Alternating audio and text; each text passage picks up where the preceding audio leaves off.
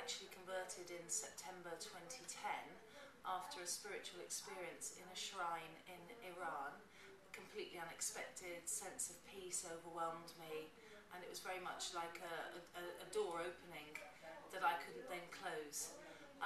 But I would say that I've been on the path to Islam, if there is such a thing, for around 5 years. I think the first step towards understanding what this religion is about is to spend time with Muslim people, and I've been lucky enough to work a lot in the Middle East. So the fear of Islam, the fear of what it represents, the fear of families living in the Middle East was gone very quickly.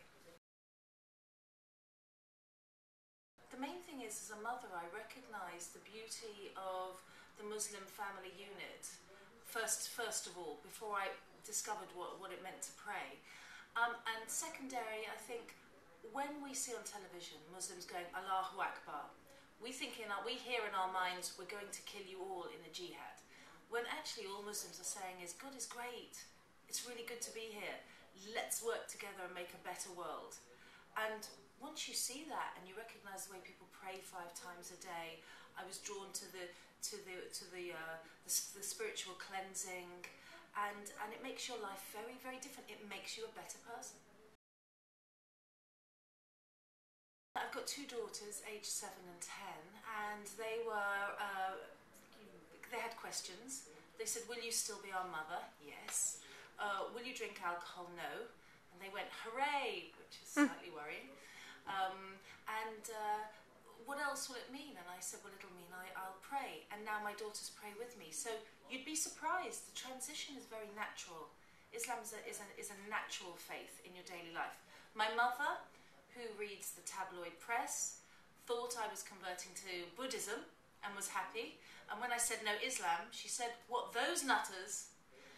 But luckily, Islam teaches you to be really, really wonderful to your parents, especially your mother. So I sent her chocolates and flowers, and we've discussed it, and she's happy. I haven't spoken directly to Tony, but I know Cherie is a human rights activist, lawyer. She supports other people's faith decisions. I don't refer to the Blairs about anything. I consider Tony Blair a war criminal who should be in The Hague for war crimes against the people of Iraq. So I'm not going to discuss Islam with him. What's between my sister and I is personal, but I don't have a relationship with Tony Blair any longer. It's my choice. We're made to feel really, really afraid of Islam every single day with what we read in the press. I think the image of a woman as modest is sold as a woman who's repressed. And you know, somewhere in between what would be called in the press as mad mullahs who, enforce strange laws that aren't to do with Islam, and in between Baywatch and women who are completely undressed in our beaches and in our cities, is a really moderate way of life. And you know, wearing a scarf, it just means that I choose who I show my body and hair to. It's not so bad. It's not such a leap. It's not such a leap of faith. That's a nice thing to do. I'm keeping things for me. I wasn't surprised at that. I've actually met some women in their 60s who don't wear the scarf and look very English, who are secret Muslims. Imagine that. Old ladies who you'd expect to see shopping in a market say, yes, I'm actually Muslim, it's a lovely way of life, don't tell anyone.